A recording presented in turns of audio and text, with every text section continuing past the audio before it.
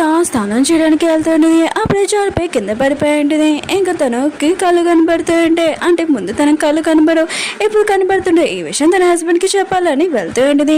తన హస్బెండ్ కదా ఇంకో అమ్మాయితో రొమాన్స్ చేస్తూ ఉంటే అది చూడకనే తను చాలా బాధతో అక్కడి నుంచి వెళ్ళిపోయి ఉంటుంది.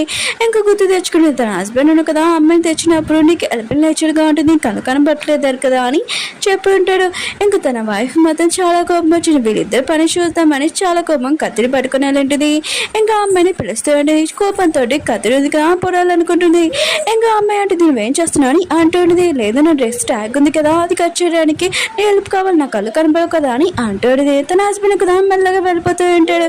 అప్పుడు మేకుంది కదా గుచ్చుకుని ఉంటుంది. ఇక తన వైఫ్ అంటుంది ఏంటి నువ్వు ఇక్కడే ఉన్నావా అని అంటుంది. తన హస్బెండ్ లేదు నువ్వు పిలిచావు కదా ఆ సౌండ్కి నేను ఇక్కడికి వచ్చానని అంటూ ఉంటాడు. నొప్పితో చాలా బాధపడుతుంటాడు. తన వైఫ్ ఉంది కదా ఇదంతా చూసి చాలా హ్యాపీగా ఉంటుంది. లైక్ చేయండి.